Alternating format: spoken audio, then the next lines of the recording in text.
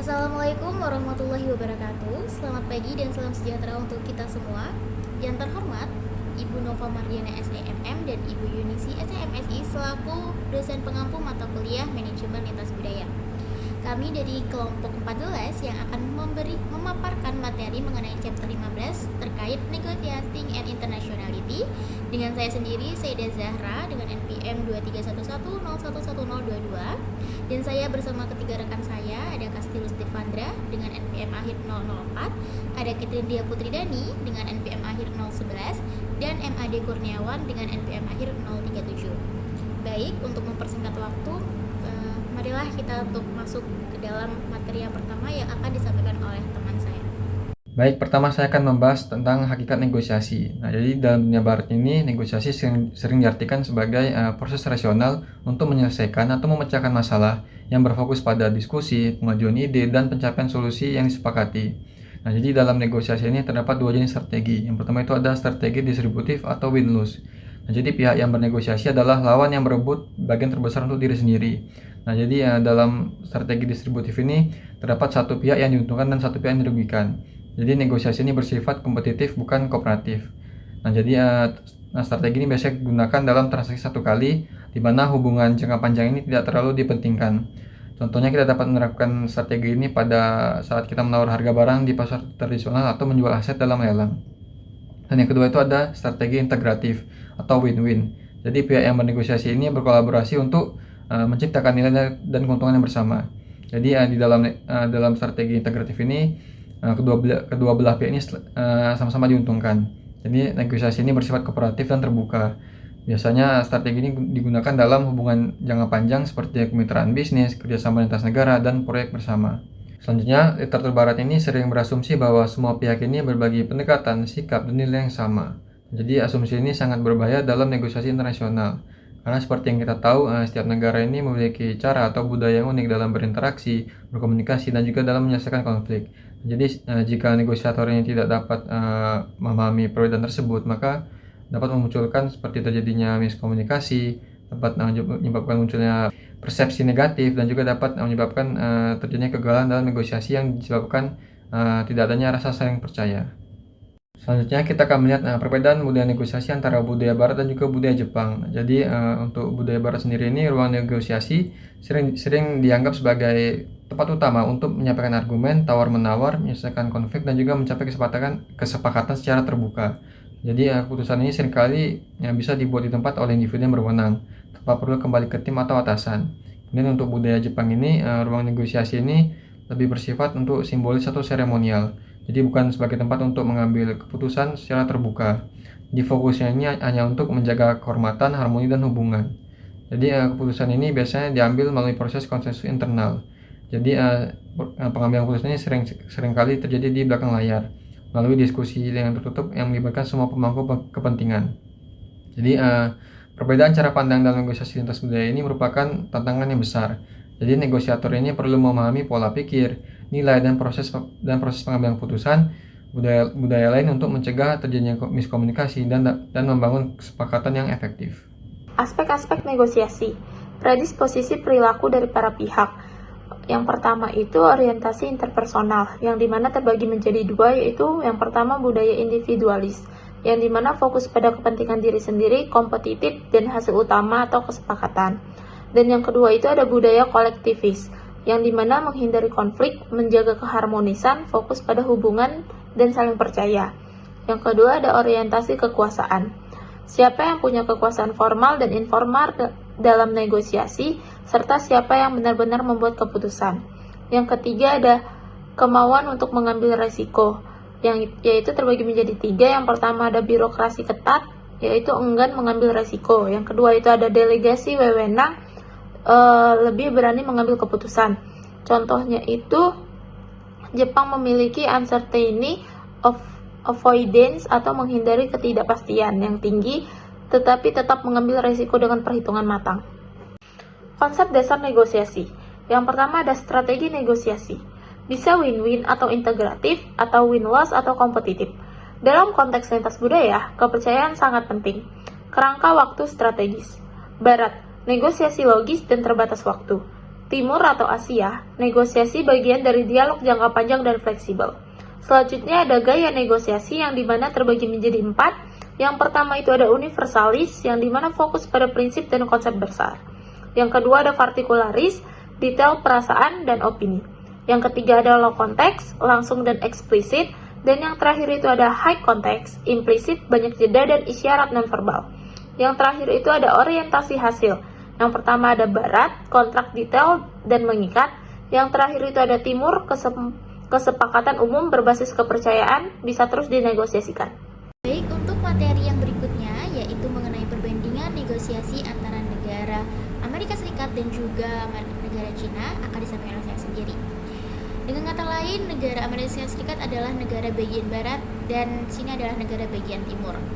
Di mana perbedaan negosiasi ini ada 5 aspek perbedaan mendalam yang perlu kita perhatikan di antara kedua negara bagian ini, yaitu negara Amerika Serikat dan juga Cina. Yang pertama ada tujuan utama dari negosiasi, kedua struktur tim dan pengambilan keputusan, lalu yang ketiga itu ada strategi negosiasi, keempat ada informasi dan komunikasi, serta yang terakhir yaitu hasil dan kontrak. Oke, yang pertama kita akan membahas terkait tujuan utama negosiasi dari kedua belah negara bagian ini. Di mana tujuan utama dari negosiasi di dua negara bagian ini sangatlah berbeda. Di mana pada Amerika Serikat, negosiasi itu bertujuan untuk mencapai kesepakatan yang definitif dan mengikat. Lalu prosesnya itu secara linear dan berfokus pada penyelesaian perjanjian dengan cepat. Dan di Amerika sendiri, waktu dianggap sangatlah berharga. Namun di negara Cina, negosiasi dianggap sebagai bagian dari proses untuk membangun hubungan jangka panjang. Berbeda dengan Amerika Serikat yang dimana mereka menganggap bahwa negosiasi adalah penyelesaian perjanjian dengan cepat, namun di Cina menganggap bahwa hal tersebut merupakan salah satu bagian kompleks dari proses untuk membangun hubungan yang jangka panjang. Di Cina sendiri, kesepakatan dianggap sebagai salah satu langkah dalam kemitraan bisnis yang berkelanjutan, juga didasarkan pada kepercayaan dan nilai-nilai dan niat baik. Lalu yang kedua, perbedaan yang kedua yaitu dilihat dari struktur tim dan pengambilan keputusan, di mana pada negara Amerika Serikat, tim ini memiliki hierarki yang jelas dengan pemimpin yang memiliki wewenang besar atau memiliki satu pemimpin yang mempunyai kepentingan untuk mengambil keputusan terpusat dan efisien.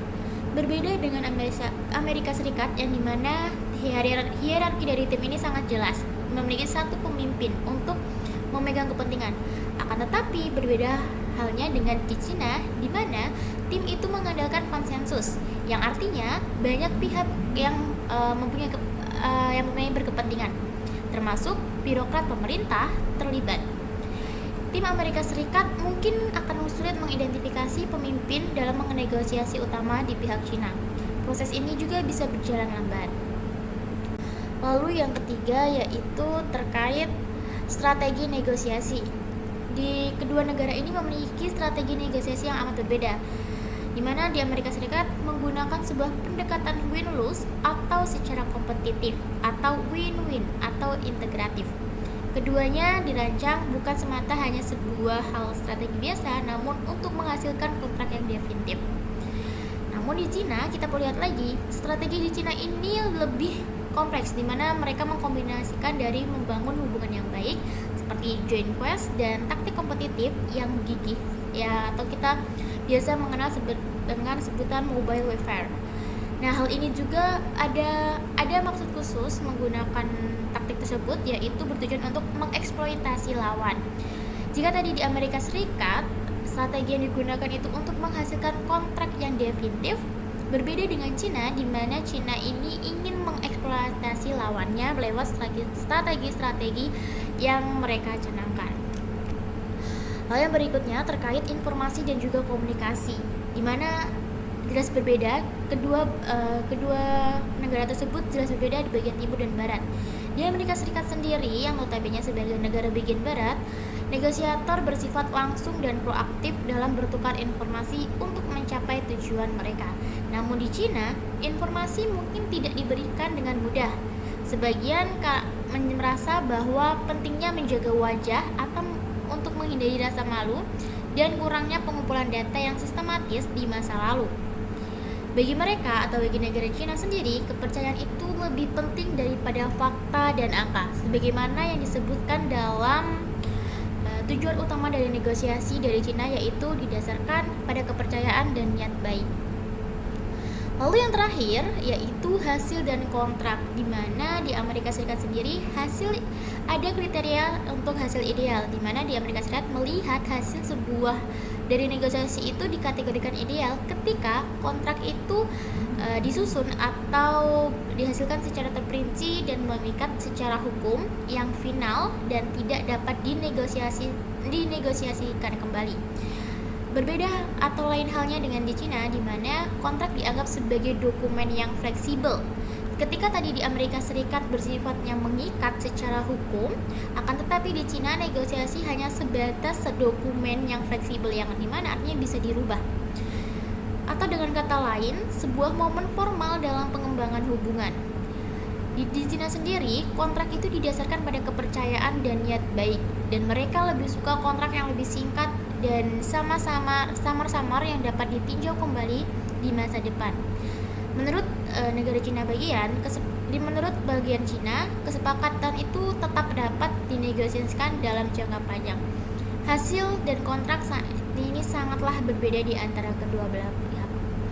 Oke, baik, itulah tadi materi mengenai perbedaan mengenai negosiasi antara Amerika Serikat dan juga Cina. Untuk materi yang selanjutnya akan disampaikan oleh rekan saya. Selanjutnya di sini saya akan membahas mengenai pepatah yang berbunyi When in Rome, do as the Romans do. Yang mana pepatah ini sering dijadikan sebagai prinsip dalam negosiasi lintas budaya. Namun, pendekatan ini sebenarnya terlalu sederhana dan tidak realistis jika langsung diterapkan dalam konteks internasional. Mengapa? Dikarenakan dalam praktiknya, negosiasi tidak hanya melulu soal meniru budaya lawan bicara, tetapi juga melibatkan yang namanya dinamika kekuasaan, peran dominan, dan juga kepentingan yang berbeda-beda.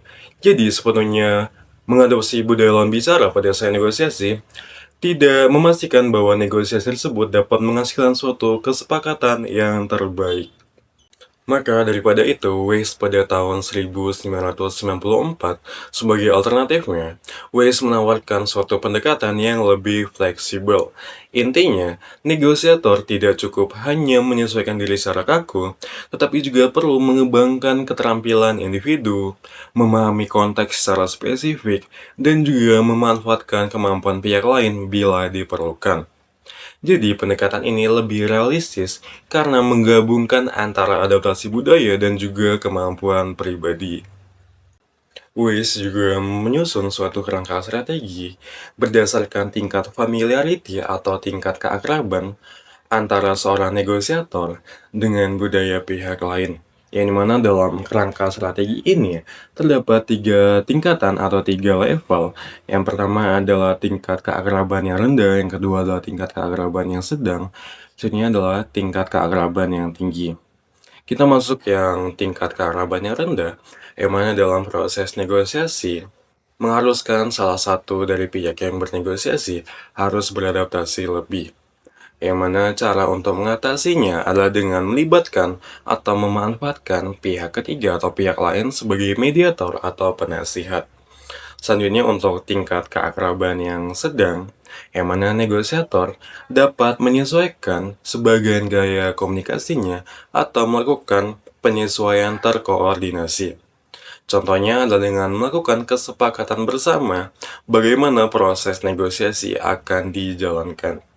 Selanjutnya untuk tingkat keakraban yang tinggi, di sini negosiator dapat lebih leluasa untuk berimprovisasi, mengandalkan keterampilan atau atribut masing-masing pihak.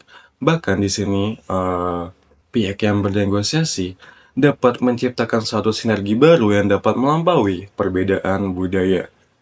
Jadi berdasarkan kerangka strategi Weiss ini menunjukkan bahwa keberhasilan dalam negosiasi internasional bukan hanya soal mengadopsi budaya lawan sepenuhnya, tetapi juga bagaimana cara kita membaca situasi, melakukan fleksibilitas, dan juga kecakapan dalam beradaptasi. Baik, yang terakhir itu ada kesimpulan. Nah, jadi salah satu aspek penting adalah perbedaan konsep tentang negosiasi itu sendiri. Nah, jadi setiap budaya ini memiliki pemahaman yang berbeda mengenai apa itu negosiasi, bagaimana seharusnya dilakukan, dan apa tujuan akhirnya. Yang artinya negosiasi ini tidak selalu dipahami dengan cara yang sama di setiap tempat. Jadi beberapa budaya ini melihat negosiasi sebagai pemecah masalah jangka pendek, sementara budaya lain ini dapat menganggapnya sebagai dialog berkelanjutan untuk membangun hubungan yang harmonis. Jadi persepsi ini sangat mempengaruhi gaya negosiasi, harapan terhadap hasil, serta perilaku para negosiator selama proses berlangsung. Jadi untuk menghadapi semua ini dibutuhkan strategi yang responsif terhadap budaya dengan mempertimbangkan keterampilan negosiator dan konteks negosiasi. Baik, sekian pemaparan materi dari kelompok kami. Semoga teman-teman dapat memahami pemaparan materi yang telah kami berikan dan dapat berguna bagi teman-teman sekalian. Sekian dan terima kasih.